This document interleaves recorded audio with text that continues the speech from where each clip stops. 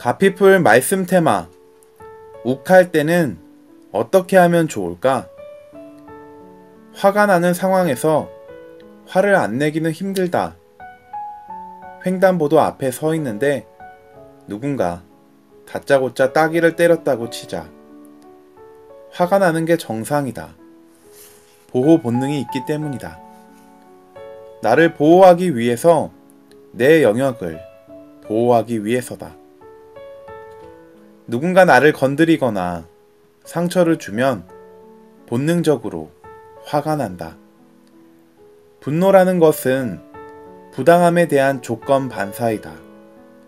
그러므로 크리스천도 화를 억누르는 것이 아니라 지혜롭게 표현할 수 있어야 한다. 화를 낼 때 문제가 되는 건 화의 주관적 해석이다.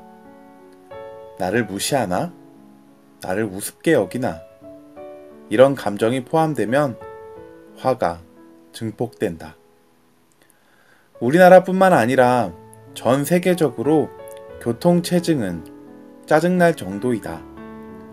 그 중에서도 보복운전은 정말 무섭다. 나도 보복운전을 당해봤다. 차선을 바꿨을 뿐인데 뒤 차가 내 차 앞으로 갑자기 끼어들더니 경적을 울리며 계속 따라왔다.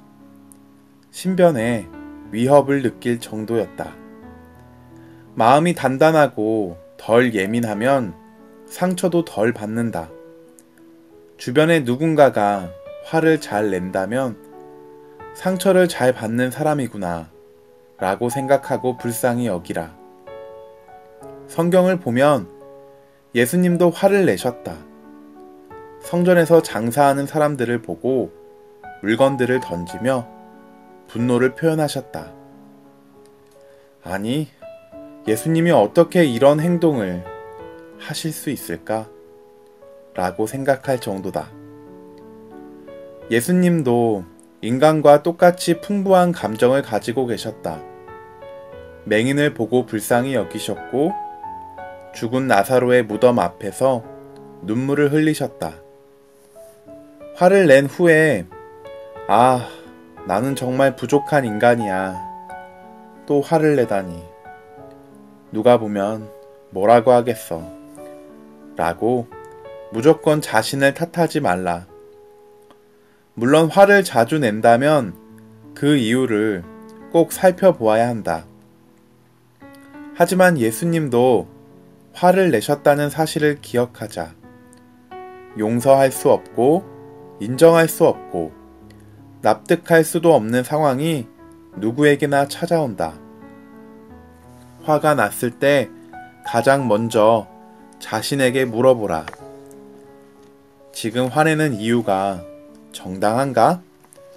불공평한 대우를 받았는가? 누구라도 화가 날 만한 상황이었나?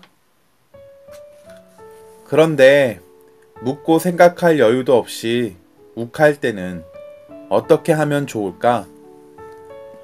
나는 그럴 때 자리를 피하라고 권한다. 3초 안에 그 자리를 피하라고. 우리 병원에는 7세, 9세 아이를 키우는 엄마들이 많이 찾아온다.